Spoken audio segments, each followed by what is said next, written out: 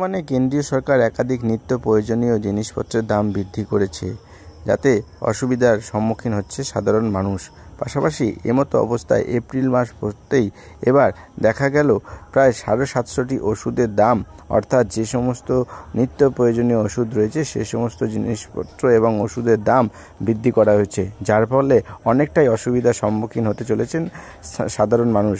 কারণ একাধিক ওষুধ রয়েছে, যে সমস্ত ওষুধ নিত্য প্রয়োজনীয় ব্যবহার ক্ষেত্রে সুস্থতা শরীর রাখতে সেগুলো লাগে। আর তারই প্রতিবাদে এবার ব্যারাকপুর পৌরসভা 2 নম্বর ওয়ার্ডের কাউন্সিলর সম্রাট তপাদারের নেতৃত্বে একটি প্রতিবাদ এবং বিক্ষোভ মিছিল করলেন। পাশাপাশি এদিন প্রধানমন্ত্রী নরেন্দ্র মোদীকে ধিক্কার জানিয়ে তার পুষ্পপুতুল পড়লেন।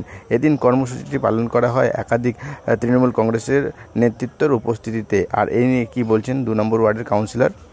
মোদিজি কা মন কি বাত, গরিবো কি পেট মে লাত।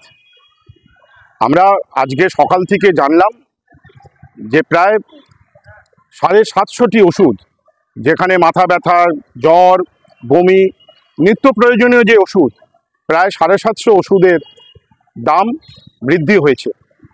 এবং শুধু বৃদ্ধি হয়েছে নয়, জাল ওষুধ বিভিন্ন রাজ্যের কারখানাতে তৈরি হচ্ছে, উৎপাদন করছে।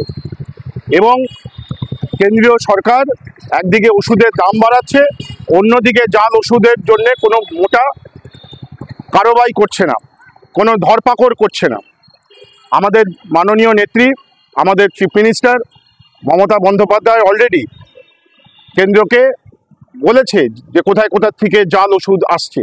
এবং এই যে নিত্য প্রয়োজনীয় ওষুধ, যারা ডায়াবেটিস আছে, যাদের ঘরে নিত্য প্রয়োজনীয়, যাদের অবস্থা খারাপ, যারা রুগী আছে, এমনিতে তো জিনিসপত্রের দাম হু হু করে কেন্দ্রীয় সরকার বাড়াচ্ছে, তার সাথে সাথে ওষুধের দাম, আমাদের জীবন যার উপরে নির্ভর হয় সাধারণ মানুষের, সেই সব ধরনের ওষুধের দাম বৃদ্ধি পেয়েছে।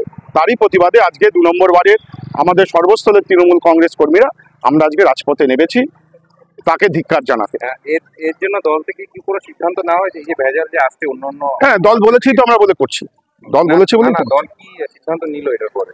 আমাদের মাননীয় মুখ্যমন্ত্রী অলরেডি চিঠি পাঠিয়েছেন, অলরেডি কেন্দ্রীয় সরকারকে চিঠি দিয়েছে।